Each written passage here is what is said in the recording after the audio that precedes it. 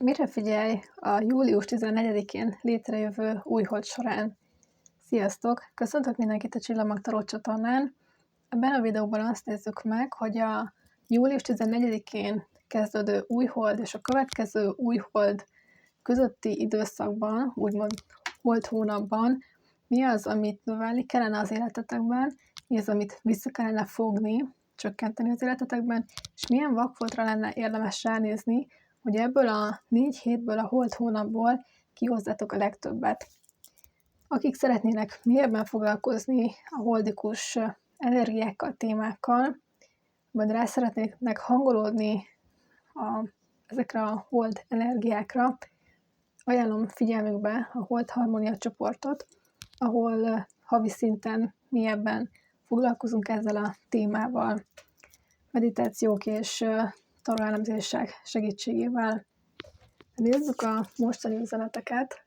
Növelni kéne a kelyhek 2-es energiát, csökkenteni kéne a főpapnő energiát, és a vakfolt, amire rá kellene nézni, ez a felelősségvállalás. Legyél felelős a saját boldogságodért.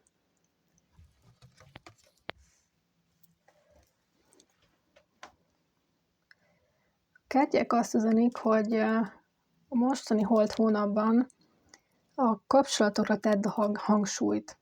Tehát a kapcsolatok legyenek a fókuszodban. Hogyha van, akkor főleg a szerelmi kapcsolatra. De itt lehet bármilyen más emberi kapcsolatról is szó. De ha a szerelemről van szó, akkor a szerelem megélésének legyen most itt a tere. Tehát a pozitív érzéseket, élményeket éld meg ebben a holt hónapban elsősorban. Törekedj arra, hogy a kapcsolataidat javítsd és feljavítsd, és felelősséggel tartozol a kapcsolataid alakulásáért is, úgyhogy te is alakítója vagy minden egyes kapcsolatodnak. És ezzel kellene úgymond tisztában lenned, erre kellene mostanában mélyebben ráébredned, hogy a kapcsolataidért te is teszel, és nem csak a másiktól kell várni, hogy majd jobbá alakítsa azt a kapcsolatot, hanem neked is hozzá kell tenned a saját részedet. A másik, ami nagyon fontos ebben a hónapban, hogy ne bújj el, tehát ne csendesedj el, hanem hallasd a hangodat, és ne legyenek kétségeid akár a kapcsolatot illetően,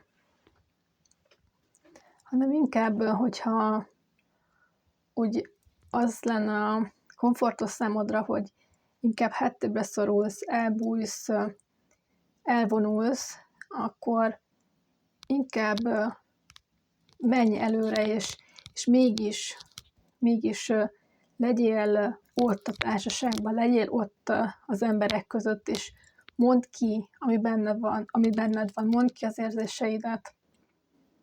És ez fontos lenne mostani hónapban.